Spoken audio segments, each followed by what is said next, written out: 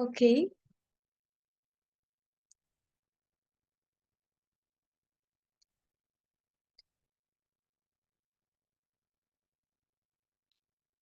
Assalamualaikum warahmatullahi wabarakatuh. Salam Om Swastiastu, Namo Buddhaya, salam kebajikan. Perkenalkan, nama saya Lutfi Ayu 1212 30101. Sebelumnya, saya mengucapkan terima kasih kepada Bapak Dr. Heri Setiakusuma SSIT selaku dosen pengampu mata kuliah Kimia Analisa. Dan saya juga berterima kasih kepada para asisten yang telah membantu saya dalam menyelesaikan tugas kimia analisa.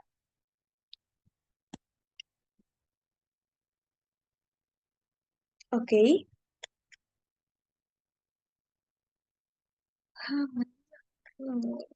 jam 11 kan. Assalamualaikum warahmatullahi wabarakatuh. Salam Om Swastiastu, Namo Buddhaya, salam kebajikan. Perkenalkan, nama saya Lutfi Ayu dengan NIM 1212 30101. Sebelumnya, saya mengucapkan terima kasih kepada Bapak Dr. Setia Kusuma SSIMP selaku dosen pengampu mata kuliah Kimia Analisa, dan saya juga berterima kasih kepada para asisten yang telah membantu saya dalam menyelesaikan teks 2 ini, yaitu review jurnal.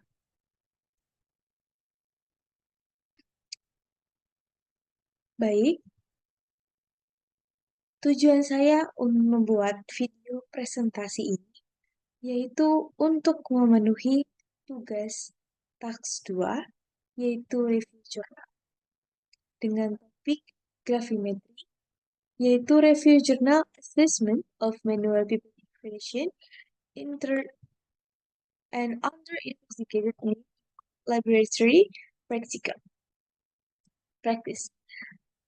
Di sini saya membawa um, mereview jurnal tentang gravimetri yang dibawakan oleh saya sendiri, yaitu Lutfi Ayu Fatimah Nur Azizah, Department of Chemical Engineering, Faculty of Industrial Technology, Universitas Pembangunan Nasional Veteran Jakarta.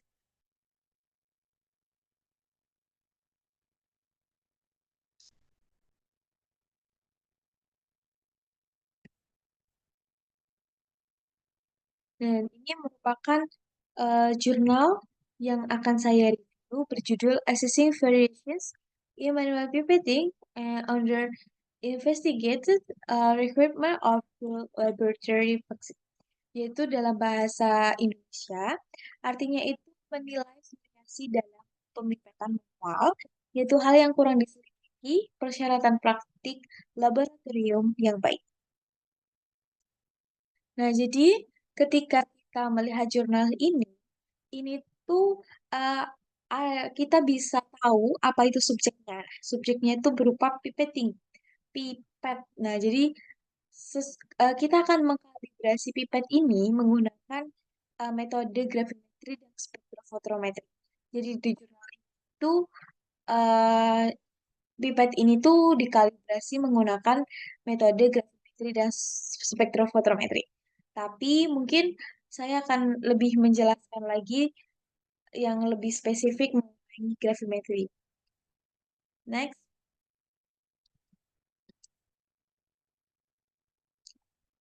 Oke, jadi yang pertama kan ada karena kalau misalkan kita mau masuk ke dalam jurnal tapi kita belum tahu apa itu subjeknya, apa yang akan dilakukan, apa yang menjadi objek dalam eh, review dalam jurnal ini gitu.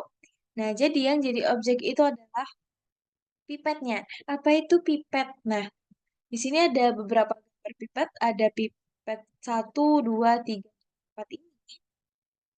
Nah, mungkin dalam praktikum sehari-hari itu kita tuh sudah eh, tahu apa pipet itu gitu. Biasanya kan kita menjumpai pipet yang berbentuk seperti ini dan seperti ini, mungkin ya. Nah, pipet itu merupakan alat yang sangat penting dalam banyak prosedur di dalam laboratorium, terutama terutama tuh dalam bidang kimia dan biologi. Nah, pipet itu biasanya digunakan untuk memindahkan volume cairan yang sangat kecil dengan presisinya yang tinggi. Nah, terdapat beberapa jenis pipet yang digunakan, antara lain pipet tetes yang ini, mikropipet yang ini, dan ada pipet volumetrik. Nah, apa sih itu pipet tetes? Nah, pipet tetes itu biasanya digunakan untuk memindahkan volume yang sangat kecil. Jadi, seringkali dalam bentuk tetesan gitu. Jadi, pipet tetes itu sering digunakan dalam titrasi uh, atau saat menambahkan reaksi secara bertahap gitu. Terus habis itu ada mikropipet. Ini, mikropipet ini mungkin kita jarang sekali melihat mikropipet ini gitu ya. Nah, jadi mikropipet itu adalah alat yang sangat presisi dan digunakan untuk mengukur dan memindahkan volume cairan dalam mikroliter. Ya, jadi mikropipet itu sering digunakan dalam teknik biomolekuler seperti PCR atau pembuatan sampel DNA. Nah, terus yang ketiga ini adalah pipet. Nah, kalau ini kita juga bisa sering lihat di dalam laboratorium ya, digunakan untuk praktikum. Jadi pipet ini tuh memiliki ukuran yang lebih besar daripada mikropipet dan biasanya digunakan untuk memindahkan volume cairan yang lebih besar. Nah, biasanya dalam mililiter gitu. Nah, pipet volumetrik ini itu tuh sangat akurat dan digunakan dalam analisis kimia kuantitatif gitu. Nah, di dalam jurnal itu kan membahas tentang yang lebih spesifik itu membahas tentang pipet tunggal dan pipet multisaluran gitu.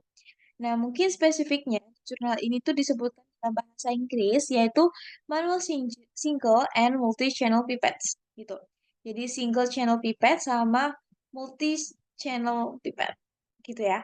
Nah, ini ada gambarnya, ini ada single dan ini ada yang multi-channel. Jadi, yang pertama itu adalah single channel pipette. Nah, apa sih itu single channel pipette? Mungkin kita jarang mendengar single channel pipette, jadi saya akan mencoba menjelaskan.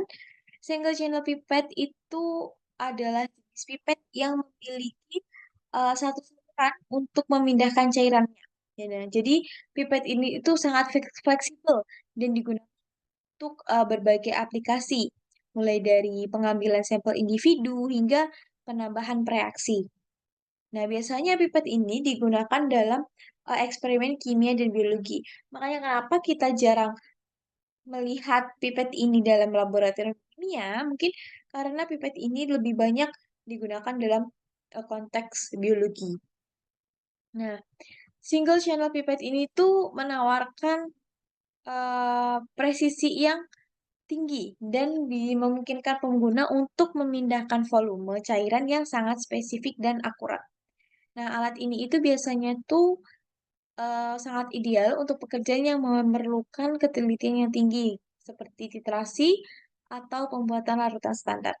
Oke, yang selanjutnya ada multi-channel pipette manual. Nah, di sini tuh ada banyak kayak di sininya banyak. Nah, biasanya tuh itu merupakan saluran. Nah, biasanya itu ada 8 sampai 12 saluran yang memungkinkan pengguna untuk memindahkan cairan ke beberapa sumur secara bersamaan. Mungkin sumur itu dalam artian wadah yang lebih kecil secara bersamaan gitu ya.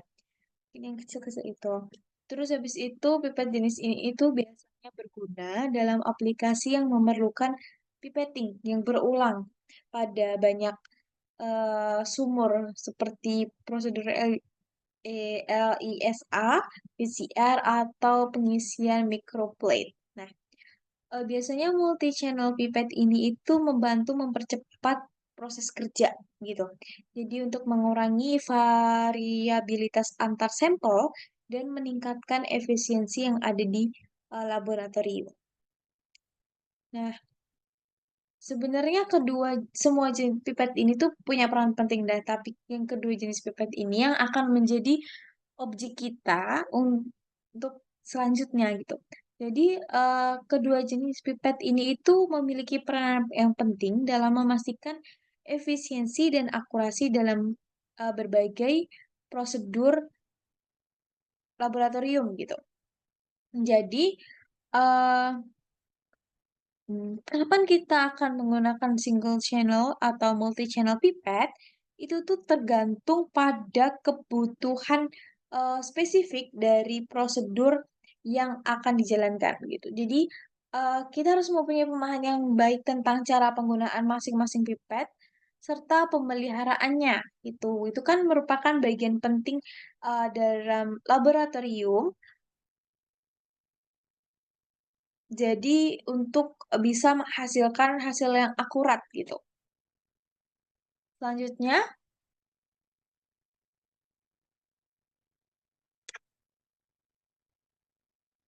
nah pipet itu kan harus dikalibrasi secara rutin gitu ya, untuk memastikan akurasi dan presisi dalam memindahkan volume cairan. Nah, eh, ada beberapa alasan kenapa kalibrasi pipet ini sangat penting gitu. Jadi, mungkin alasannya yang pertama itu karena akurasi dan presisi. Jadi, kalibrasi itu memastikan bahwa pipet itu memindahkan volume cairan sesuai dengan yang diatur gitu. Jadi akurasi di sini itu tuh mengacu pada seberapa dekat volume yang dipipet dengan volume yang seharusnya gitu. Sedangkan presisi itu mengacu pada posisi pengukuran di mana eh, dilakukan pengulangan yang berbeda gitu. Terus yang kedua itu ada kualitas hasil eksperimen. Nah, kualitas hasil eksperimen itu yang pertama itu ketidakakuratan dalam pipetting itu dapat menyebabkan variasi yang signifikan dalam hasil eksperimen tersebut gitu. Jadi yang dapat mengarah pada data yang salah atau tidak dalam yang dapat diandalkan gitu. Nah, dalam penelitian ilmiah dan aplikasi klinis, data yang akurat itu sangat penting. Terus yang ketiga ada kepatuhan terhadap standar. Nah, banyak di laboratorium itu harus mematuhi standar tertentu seperti ISO 8655 yang mengatur kalibrasi dan pengujian pipet. Jadi, kalibrasi secara berkala itu adalah bagian dari kepatuhan terhadap eh, aturan standar itu. Jadi memastikan bahwa alat yang digunakan itu sesuai dengan spesifikasi yang telah ditetapkan gitu.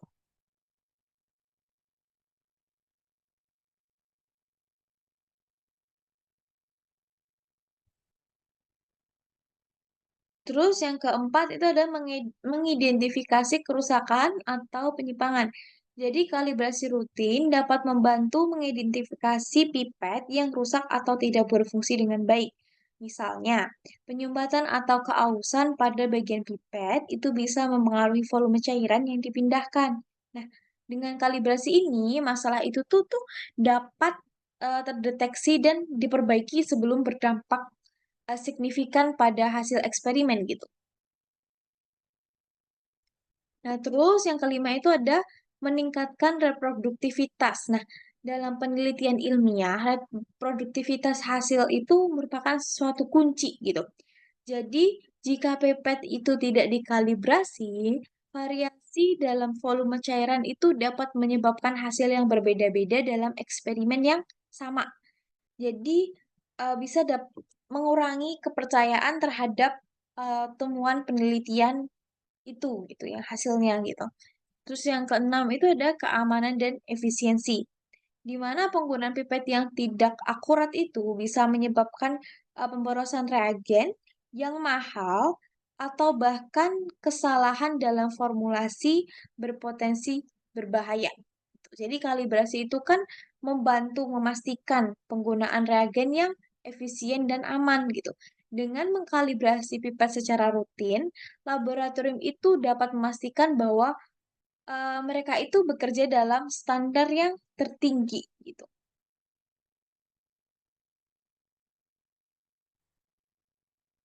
Jadi menghasilkan data yang akurat dan meminimalkan kesalahan dalam prosedur. Nah, itu tuh merupakan bagian yang penting dalam praktik laboratorium, baik untuk mendukung integritas ilmiah atau untuk mendukung penelitian yang lain. Nah, kita kan tadi udah membicarakan tentang kalibrasi. Jadi, di sini apa sih pengertian kalibrasi itu? Nah, jadi kalibrasi adalah proses mengukur dan menyesuaikan alat ukur untuk memastikan bahwa alat itu tuh memiliki hasil yang akurat dan konsistensi sesuai gitu. Eh, jadi itu dalam kalibrasi itu tuh di laboratorium, kalibrasi pipet itu tuh berarti memeriksa dan mengatur pipet untuk memastikan bahwa volume cairan yang diambil atau dipindahkan itu sesuai dengan peraturan atau pengaturan yang telah ditetapkan oleh pipet tersebut gitu. Jadi, iya gitu. Jadi, penjelasan lebih detailnya mengenai kalibrasi itu yang pertama itu ada pengukuran. Nah, langkah pertama yang dilakukan dalam kalibrasi itu adalah mengukur output hasil dari alat ukurnya. Seperti kita yang akan kalibrasi pipet nah terhadap standar yang diketahui. Misalnya pipet ini itu bisa melibatkan pengambilan cairan dengan volume tertentu dan kemudian itu bisa menimbang cairan tersebut menggunakan timbangan analitik untuk menentukan volume aktual yang dipindahkan gitu. Jadi, perbandingan yang kedua itu ada perbandingan. Nah, hasil pengukuran kemudian itu tuh dibandingkan dengan nilai standar atau nilai referensi yang diketahui gitu. Jadi tuh hal ini tuh bisa membantu sejauh mana sih hasil pengukuran alat tersebut itu bisa mendekati nilai yang seharusnya gitu. Persen kesalahannya tuh berapa gitu.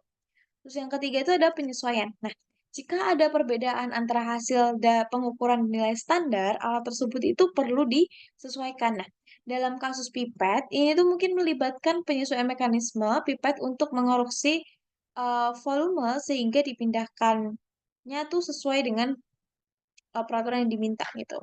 Terus habis itu ada yang keempat itu adalah verifikasi.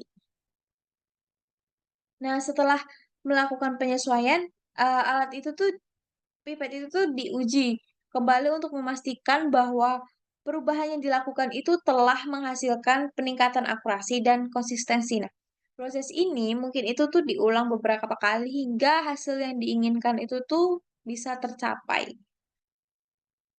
Terus yang kelima ada dokumentasi. Nah, semua langkah dalam proses kalibrasi termasuk hasil pengukuran dan lainnya itu tuh harus didokumentasi. Kenapa? Karena untuk melacak kinerja alat ukur dari waktu ke waktu dan untuk memenuhi persyaratan audit atau standar kualitas. Biasanya kan di dalam suatu industri itu kan biasanya melakukan audit. Nah, itu. Terus secara keseluruhan itu tuh kalibrasi itu merupakan kegiatan yang sangat penting yang memastikan bahwa alat ukur seperti pipet itu bisa berfungsi dengan benar dan menghasilkan data yang akurat serta dapat diandalkan. Nah, metode ini itu sangat penting dalam lingkungan laboratorium, di mana kesalahan kecil dalam pengukuran itu bisa berdampak besar terhadap hasil dan kesimpulan.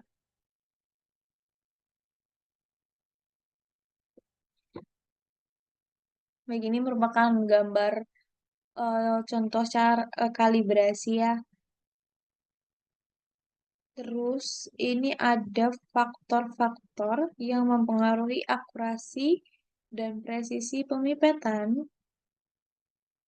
Ada satu, dua, tiga, empat, lima. Ada lima yang terbagi menjadi subbab-subbab.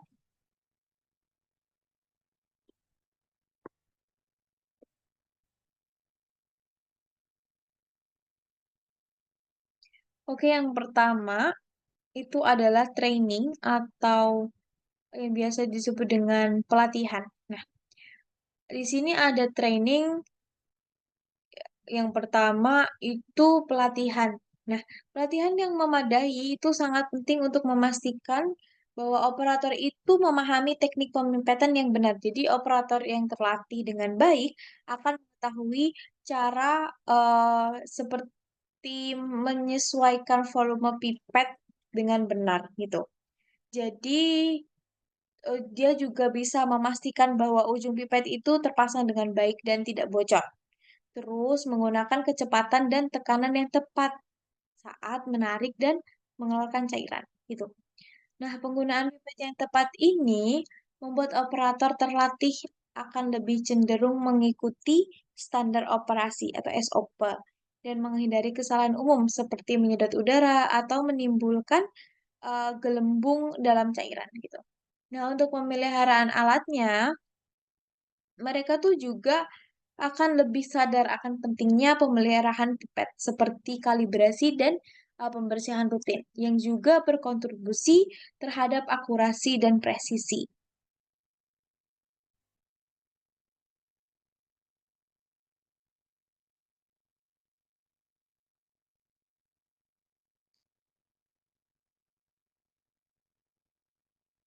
Terus yang kedua ada experience atau mungkin kita bisa sebut dengan eh, pengalaman. Nah, apa sih pengalaman itu? Jadi pengalaman itu meningkatkan keterampilan manual dan kepekaan terhadap alat yang digunakan gitu. Jadi operator yang berpengalaman lebih terbiasa menggunakan pipet dan dapat lebih mudah mendeteksi dan memperbaiki kesalahan kecil. Jadi semisal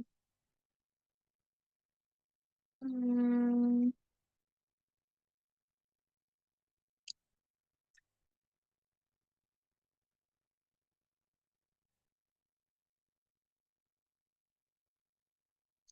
operator yang berpengalaman itu biasanya cenderung konsisten dalam teknik pemipetan, nah yang mengurangi variasi antar pengukurannya. Jadi mereka itu bisa lebih cepat mengidentifikasi dan mengatasi masalah seperti kebocoran pipet, penempatan ujung pipet yang tidak tepat, atau yang lainnya.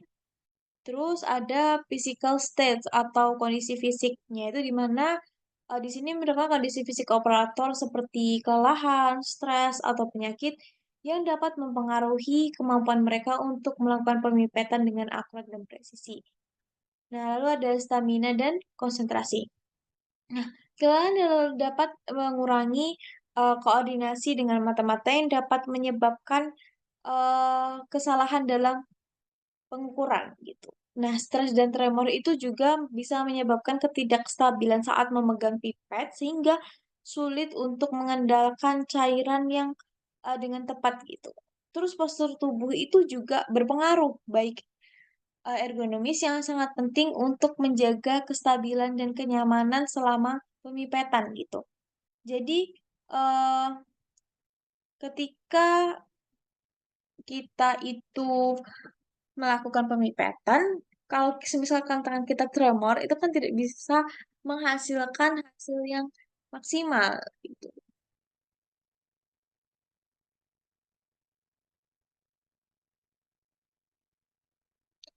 Terus juga ergonomis. Nah, postur tubuh yang ergonomis itu juga mengurangi kelelahan dengan ketegangan otot dan ketegangan otot maksudnya yang memungkinkan operator untuk bekerja lebih lama dengan konsistensi yang baik. Jadi dari pelatihan, pengalaman, kondisi fisik, dan postur itu secara langsung itu mempengaruhi kemampuan operator untuk melakukan pemipetan dengan akurat dan presisi. Nah, dengan memastikan operator berada dalam kondisi terbaik dan dilengkapi dengan pengetahuan serta keterampilan yang tepat. Nah, laboratorium itu dapat meminimalkan variasi kesalahan dalam prosedur pemipetan yang pada akhirnya meningkatkan keandalan dan validitas hasil eksperimen. Nah, yang selanjutnya itu adalah eee, faktor-faktor lingkungan. Yang pertama itu ada environment atau lingkungan. Pengaruh lingkungan laboratorium itu secara keseluruhan termasuk tata letak, kebersihan, dan kontrol lingkungan itu dapat mempengaruhi kinerja pemipetan. Lingkungan yang tidak terkontrol dapat menambah variasi dalam hasil pengukurannya, gitu. Jadi yang pertama, itu tuh, mungkin ada kebersihan. Jadi debu dan kontamin lainnya itu dapat mengganggu, presisi pipet dan menyebabkan kesalahan dalam volume cairan yang diambil gitu. Nah, habis itu ada kondisi ruangan. Nah, ruangan yang tidak stabil atau berisik itu bisa mengganggu konsentrasi operator. Nah, yang penting untuk akurasi pemipetan. Lalu ada humidity atau kelembapan, yaitu, pengaruh, kelembapan udara, untuk volume cairan yang diambil dan dikeluarkan oleh pipet, gitu. Jadi perubahan kelembapan itu dapat menyebabkan ekspansi atau kontraksi cairan serta mempengaruhi, udara di dalam pipet. Nah, perubahan volume cairan tertentu itu juga bisa menguap lebih cepat dalam kondisi yang kelembapannya mungkin rendah, gitu. Jadi mengubah volume yang sebenarnya dipindahkan. Terus, kelembapan yang tinggi itu bisa menyebabkan kondensasi pada pipet atau dalam ujung pipet yang bisa menambah volume cairan dan menyebabkan kesalahan dalam pengukuran. Terus habis itu ada, eee, air pressure atau tekanan udara. Nah, itu tuh biasanya perbedaan tekanan udara itu dapat mempengaruhi pengukuran volume cairan pipet, termasuk pipet udara gitu. Nah, tekanan dalam udara kan bisa berubah-ubah yang menyebabkan, volume dari udara yang dipindahkan ke pipet itu juga bisa berubah. Jadi mengubah volume cairan yang diambil dan dikeluarkan gitu. Terus ada pipet yang tidak dikalibrasi untuk kondisi tekanan tertentu mungkin karena tidak akurat ditemukan yang tekanannya berbeda. Terus ada air draft atau aliran udara, yaitu, eee, seperti ventilasi atau kipas angin, itu tuh dapat menyebabkan perubahan mikro dalam volume cairan yang diambil pipet dan mempengaruhi presisi pemipetan.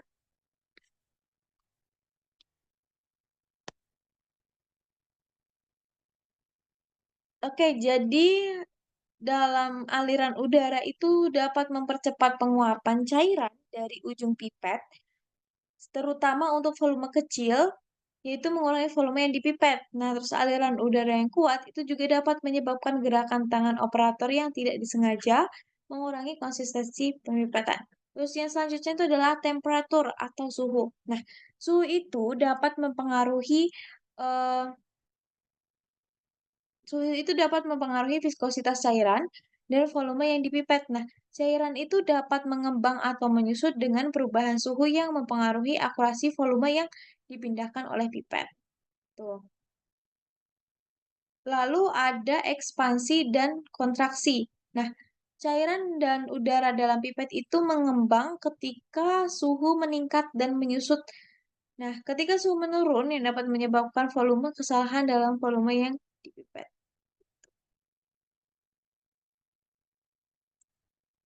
Oke, selanjutnya ada cairan yang lebih dingin biasanya lebih kental sehingga lebih sulit untuk dipipas secara konsisten.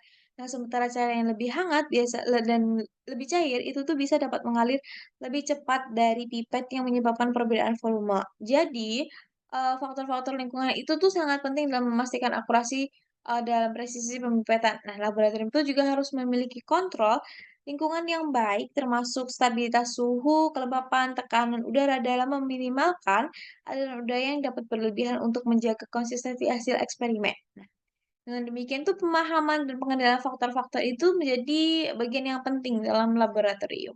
Itu.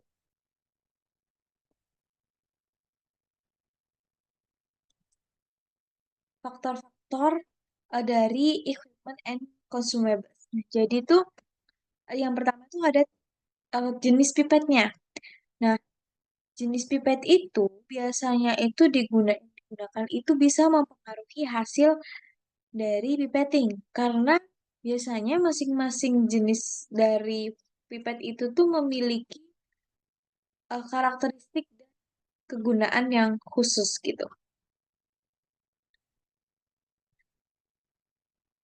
Nah, biasanya tuh ada pipet manual. Itu tuh biasanya mengandalkan keterampilan operator dan lebih rentan terhadap variasi oleh manusia.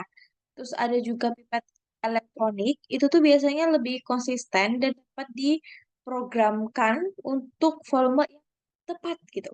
Mengurangi variasi yang disebabkan oleh kesalahan manusia juga.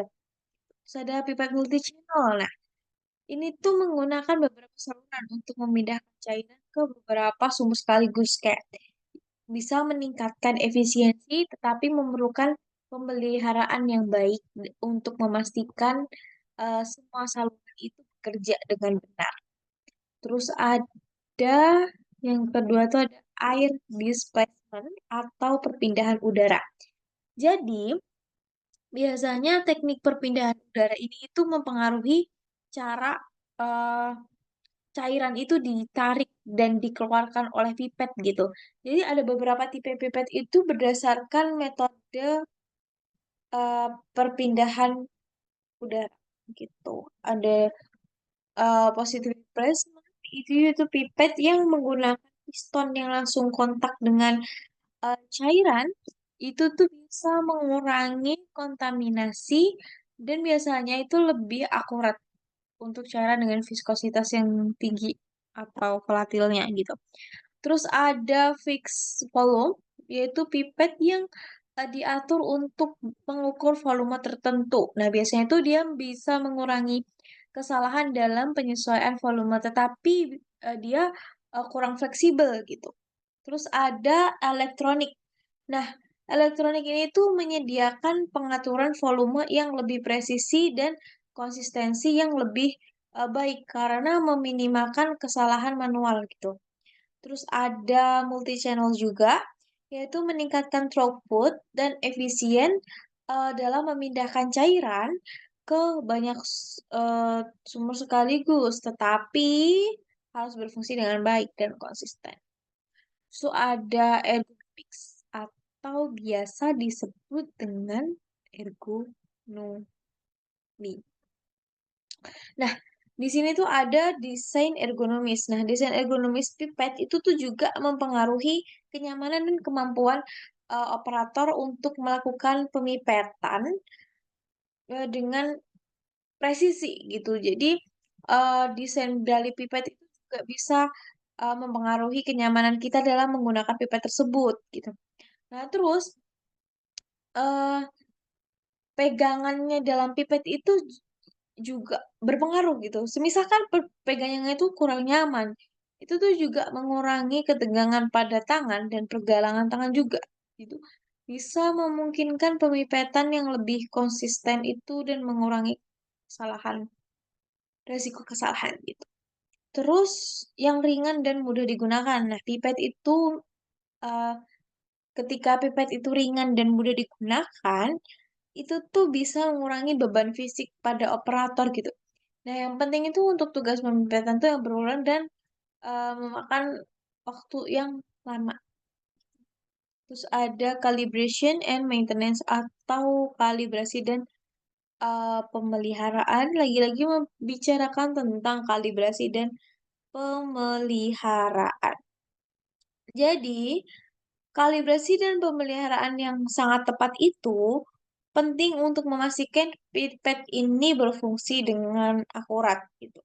Nah, caranya tuh dengan kalibrasi rutin. Nah, kalibrasi rutin itu bisa menjamin bahwa pipet itu bisa memberikan volume yang akurat dan konsisten. Nah, pipet yang tidak dikalibrasi itu dapat memberikan volume yang salah gitu. Jadi nanti hasilnya bisa salah. Nah, itu adalah pemeliharaan. Apa sih pemeliharaan itu? Jadi itu tuh bisa membersihkan dan memeriksa pipet secara berkala gitu untuk memastikan tidak ada kebocoran ataupun kerusakan yang ada pada bagian pipet itu yang mempengaruhi kinerjanya. Terus yang terakhir itu adalah pipet tips atau ujung pipet. Nah, ujung pipet ini juga berpengaruh. Nah, pengaruh dari ujung pipet ini yaitu jenis dan kualitasnya.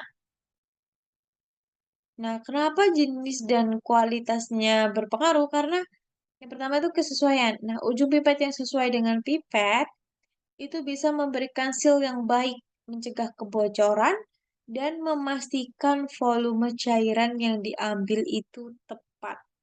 Terus yang kedua adalah kualitas. Nah, ujung pipet itu yang berkualitas tinggi itu bebas dari cacat produksi dan memastikan pengukuran yang akurat gitu. Ujung pipet filter itu juga membantu mencegah kontaminasi.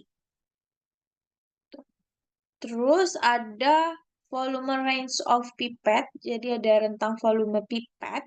Itu tuh eh, juga mempengaruhi akurasi pemipetan dan presisi juga pada volume yang berbeda gitu. Lalu ada juga pipet mikroliter. Itu tuh lebih akurat untuk volume yang kecil, tetapi itu kurang akurat jika digunakan untuk volume yang mendekati batas atas rentangnya. Ada juga pipet mililiter, itu tuh lebih besar, lebih akurat pada volume yang lebih tinggi, tetapi bisa kurang presisi untuk volume yang kecil banget.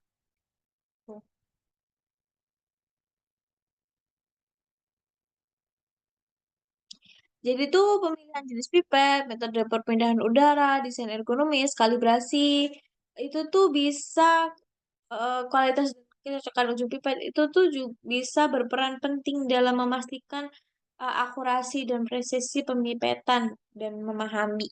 Kita mengelola faktor-faktor juga membantu tuh untuk mencapai hasil yang konsisten.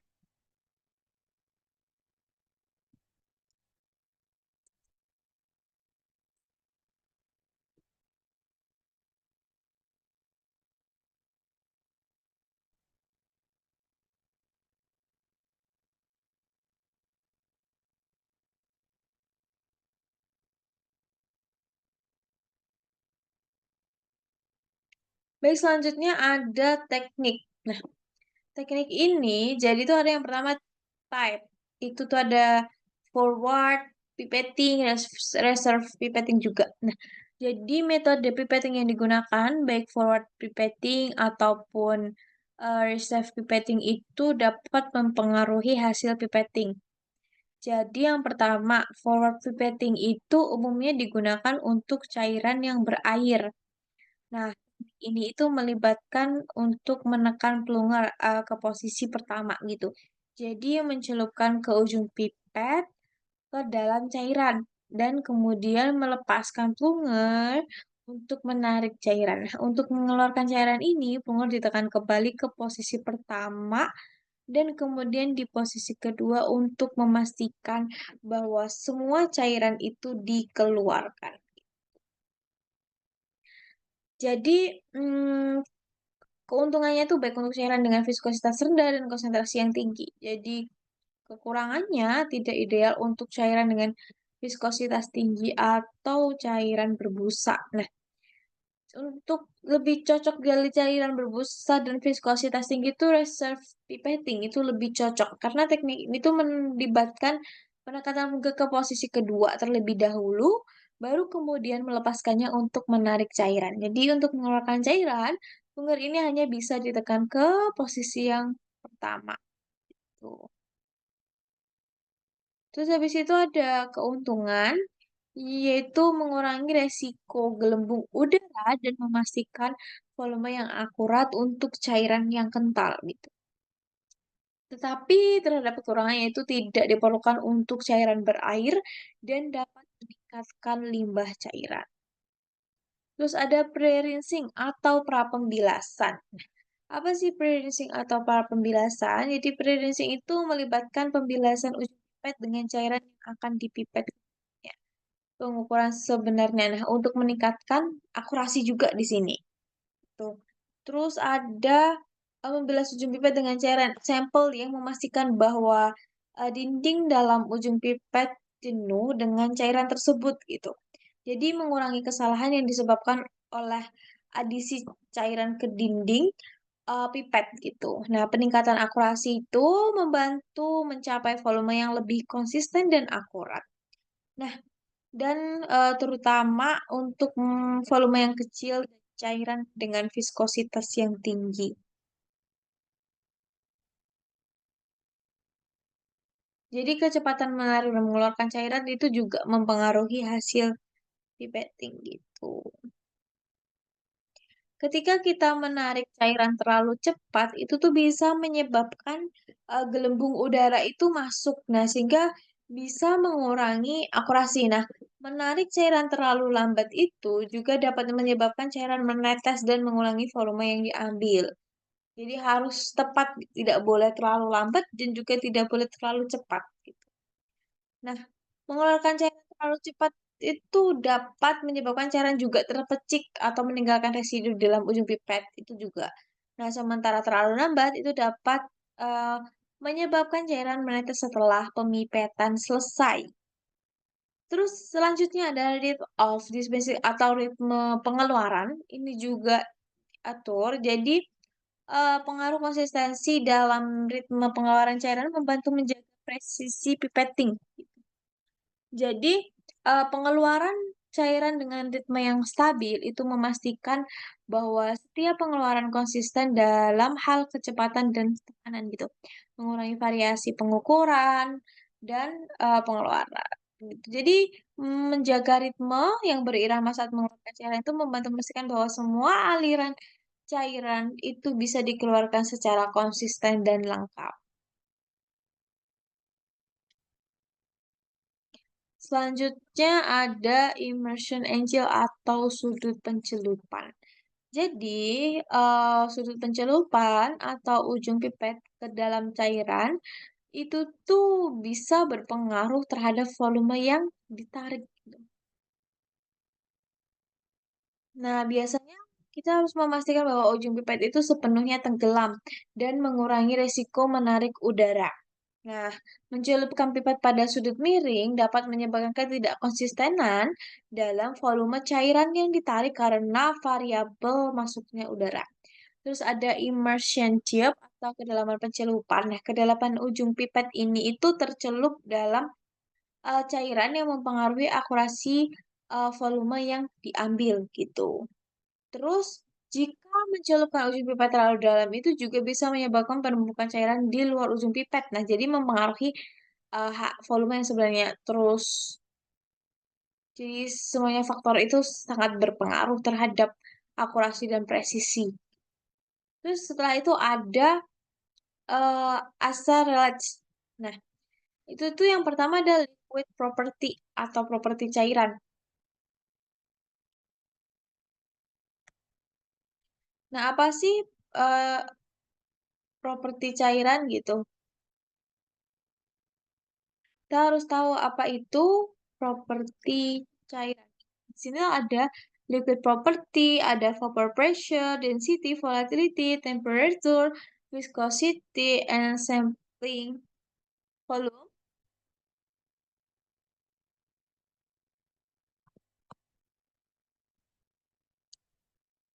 Nah, jadi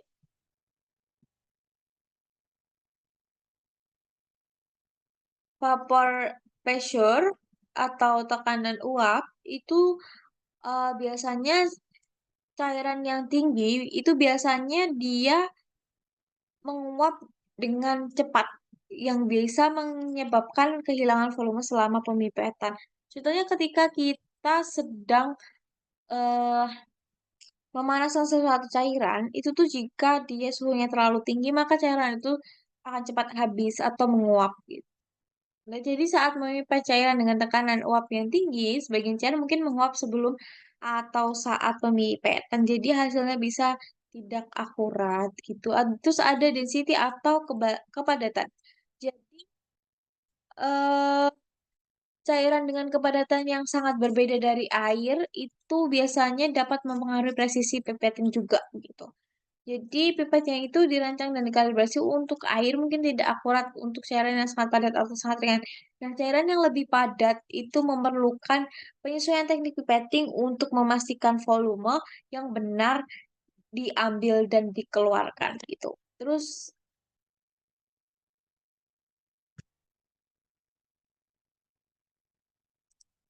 nah, terus ada density and density volatility.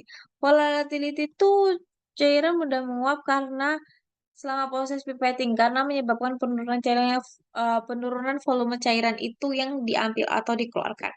Itu jadi cairan kuat itu membutuhkan teknik pipetting khusus seperti reserve pipetting.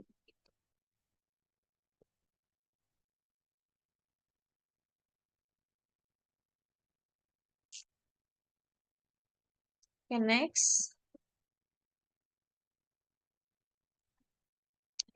Nah, di sini ada gambar. Nah, jadi itu untuk mengkalibrasi suatu pipet tadi yang kita awal digunakan di awal itu yang dua pipet tadi itu tuh menggunakan metode gravimetri dan eh, spektrometri itu. Jadi di sini apa sih metode gravimetri dan apa sih metode spektrometri itu? Jadi metode secara garis besar metode gravimetri itu merupakan teknik analisis kuantitatif yang digunakan untuk menentukan massa zat yang ada dalam sampel. Nah, sedangkan spektrofotometri itu merupakan teknik analisis kuantitatif yang digunakan untuk mengukur konsentrasi zat dalam suatu larutan berdasarkan absorbansi atau transpirasi cahaya oleh zat tersebut gitu. Nah, oke, kita akan lebih lanjut lagi membahas tentang gravimetri gitu. Jadi, gravimetri itu merupakan teknik analisis kuantitatif yang berfokus pada pengukuran massa suatu zat setelah melalui serangkaian proses pemurnian. Nah, berikut adalah langkah-langkah gravimetri. Nah, langkah-langkah gravimetri ada pengendapan, filtrasi, pencucian, pengeringan atau pemijaran, dan yang terakhir itu ada penimbangan. Nah, yang pertama itu ada pengendapan. Nah, zat yang dianalisis itu akan berubah menjadi senyawa yang dapat mengendap atau yang biasa disebut dengan presipitat. Nah, dengan menambahkan reagen khusus, reagen ini tuh bereaksi dengan zat yang ada di dalam sampel, sehingga itu akan terbentuk senyawa yang tidak larut gitu. Terus yang kedua itu adalah filtrasi. Nah, filtrasi tuh mungkin kalau kita mendengar kata filtrasi ya, itu tuh pasti kita eh, langsung menangkap bahwa itu tuh merupakan penyaringan gitu. Jadi presipitat yang terbentuk itu dipisahkan dari larutannya itu dengan cara penyaringan. Itu yang filtrasi. Lalu yang ketiga ada pencucian. Nah, presipitat ini dicuci untuk menghilangkan kotoran atau ion-ion yang menempel. Lalu yang keempat ada pengeringan atau pemijaran. Nah, presipitat dikeringkan atau dipijarkan. Nah, dipijarkan itu merupakan dipanaskan hingga suhu yang tinggi. Nah, untuk menghilangkan air atau zat pengotor lainnya. Lalu ada penimbangan. Nah, massa presipitat yang sudah bersih dan kering itu kemudian ditimbang menggunakan neraca analitik yang sangat sensitif gitu. Nah, jadi itu metode gravimetri itu sangat akurat dan biasanya menurut saya itu sangat akurat dan sangat cocok untuk analisis zat yang ada dalam jumlah yang sangat kecil, namun membutuhkan waktu yang tinggi, waktu dan keterampilan yang tinggi, waktunya mungkin lama dan keterampilannya juga tinggi gitu. Nah, terus balik lagi ke sebelumnya. Ini kan ada metode spektrometri. Nah, apa sih metode spektrometri? Kita akan sedikit mengulas metode spektrofotometri ini. Jadi itu merupakan teknik analisis kuantitatif yang mengukur konsentrasi zat dalam satu larutan berdasarkan absorbansi atau transmisi cahaya oleh zat tersebut. Nah, langkah-langkah spektrofotometri itu yang pertama itu kita harus menentukan panjang gelombang. Nah, menentukan panjang gelombang itu di mana zat tersebut itu memiliki absorbasi maksimum di puncaknya gitu. Ini dilakukan dengan menggunakan spektrum absorbasi zat. Terus ada persiapan sampel dan standar. Nah, jadi menyiapkan larutan sampel dan larutan standar dengan konsentrasi yang telah diketahui. Terus baru pengukuran absorbansi. Nah, mengukur absorbansi atau transmisi larutan itu pada larutan sampel dan larutan standar. Nah, pada panjang gelombang yang telah ditentukan oleh alat spektrofotometer tadi. Itu. Alat ini tuh biasanya mengirimkan cahaya melalui sampel dan mengukur intensitas cahaya yang diterima setelah melewati sampel. Terus habis itu baru dikalibrasi, yaitu menggunakan kurva kalibrasi yang dibuat dari larutan standar untuk menentukan konsentrasi zat dalam sampel berdasarkan absorbansi yang diukur gitu.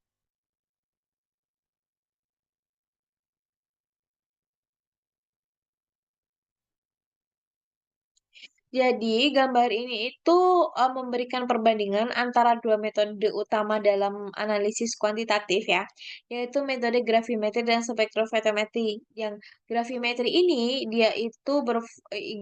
ini berfokus pada pengukuran massa melalui pemurnian dan pemisahan. Ini juga ada penimbangannya nih. Gravimetri. Nah, sedangkan spektrofotometri itu dia pada fokusnya pengukuran konsentrasi zat melalui absorbansi cahaya. Nah, kedua metode ini itu memiliki aplikasi yang berbeda dan dapat digunakan secara komplementer tergantung kebutuhan yang dianalisis. Gitu. Nah, ini tuh di tabel ini tuh juga dari percobaan gravimetri. Ya, jadi itu ada type of balance, readability range, atau error for 10 mikrogram. And then dari di sini tuh ada type of balance. Type of balance tuh yaitu adalah jenis timbangannya, terus ada readability itu kepekaan pembaca, terus readability range itu merupakan rentang ulang baca, dan error ini tuh kayak persen errornya gitu. Jadi pada timbangan analytical itu atau timbangan analitis itu tuh readability-nya 0,1, repeatability range-nya 0,1. Nah, persen errornya tuh 1% gitu. Terus di semi mikro itu readability-nya 0,01 miligram. Terus repeatability-nya 0,01 miligram. Nah, persen errornya itu 0,1%. Terus di timbangan mikro itu readability-nya 0,001 miligram. Terus repeatability-nya 0,0001 sam- sampai 0,0001 miligram. Nah, persen eh, errornya itu 0,01%.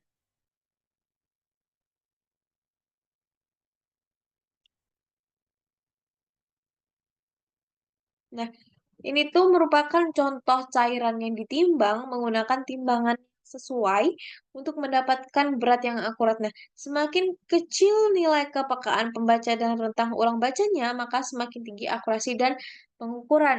Nah, jadi di sini juga berarti eh, ini tuh berarti yang lebih akurat, lebih presis itu adalah timbangan mikro.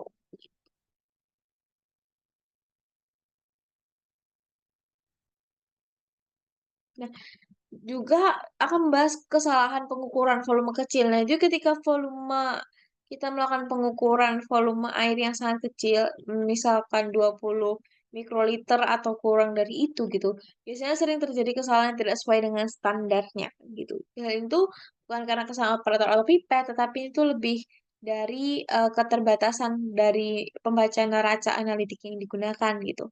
Terus pentingnya pengukuran dan neraca analitik yang digunakan itu harus memiliki spesifikasi yang tepatnya. Itu tidak semua laboratorium itu memiliki microbalance eh, yang sangat sensitif yang dapat mengukur massa dengan lebih tepat dan presisi.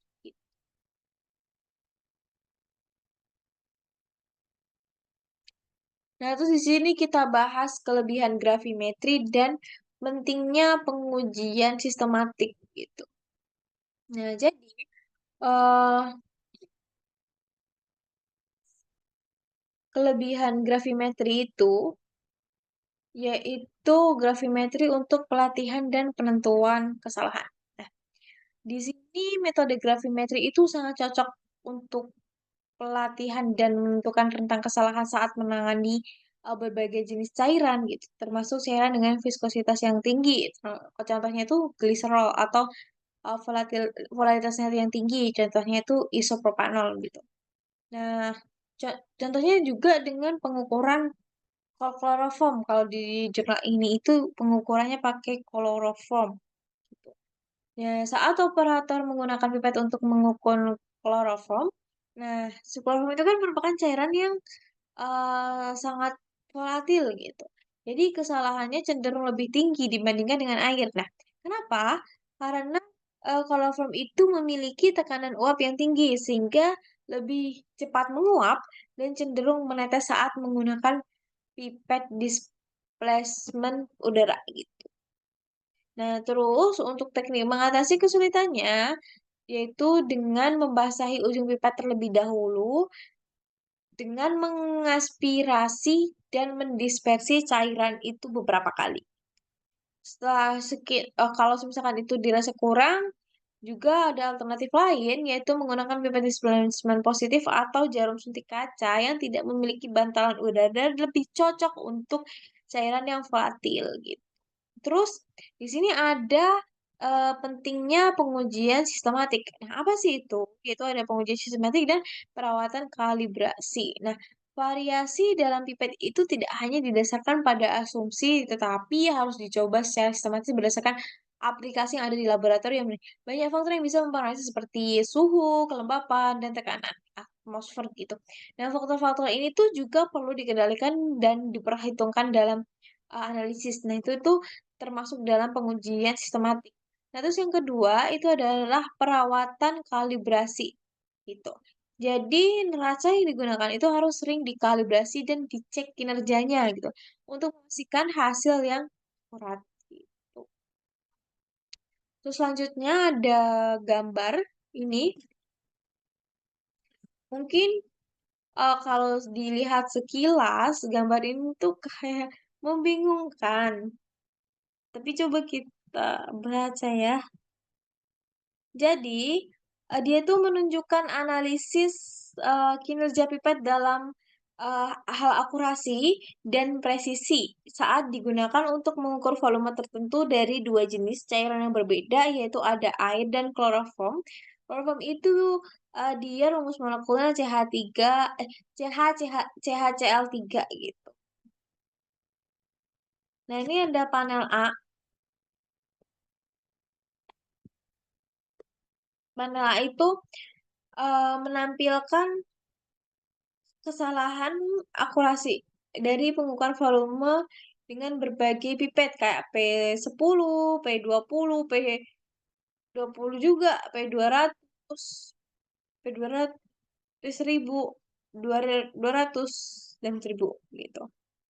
Nah, setiap kotaknya ini itu tuh menunjukkan distribusi data pengukuran dengan garis dalam kotak yang memiliki dengan garis dalam kotak itu adalah median atau nilai tengahnya gitu. Nah, garis putus-putus merah dan orange itu tuh merupakan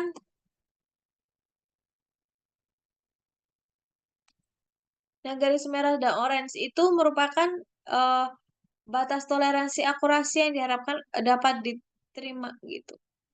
Jadi semakin dekat median dan distribusi data ke garisnya itu, maka semakin baik akurasinya seperti ini, dan ini P200, ini udah gitu. Nah, terus yang panel B itu menampilkan koefisien variasi dari pengukuran volume dengan berbagai pipet untuk air dan kloroform. Nah, jadi CV% itu pengukuran presisi yang menunjukkan seberapa konsisten pengukuran tersebut seperti pada panel A kotak atau box plot. itu tuh menampilkan distribusi data dengan garis dan kolom mewakili media. Nah, garis putus merah ini mungkin menunjukkan batas toleransi presisi yang diharapkan atau yang dapat diterima. Nah, jadi semakin rendah CV persennya dan semakin dekat ke garis orange, maka semakin baik presisinya, gitu. Jadi P10 dan P20 untuk air itu adalah 10 mikroliter dan 20 mikroliter. Akurasi dan presisi yang berada dalam batas toleransi yang diterima dengan beberapa variasi. Terus P200 untuk air 25 mikroliter dan 100 mikroliter itu menunjukkan akurasi dan presisi yang baik dengan data yang relatif stabil dan mendekati garis orange. Terus kalau P1000 untuk air, itu biasanya 1000 mikroliter, itu menunjukkan akurasi dan presisi yang baik dengan data yang konsisten. Terus P200 untuk chloroform, yaitu 25 mikroliter, itu menunjukkan akurasi dan presisi variasi yang lebih besar dan dengan beberapa data di luar batas toleransi. P200.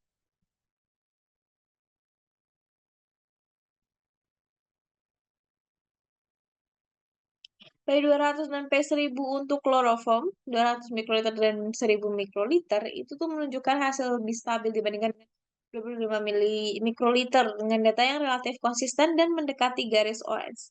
Nah,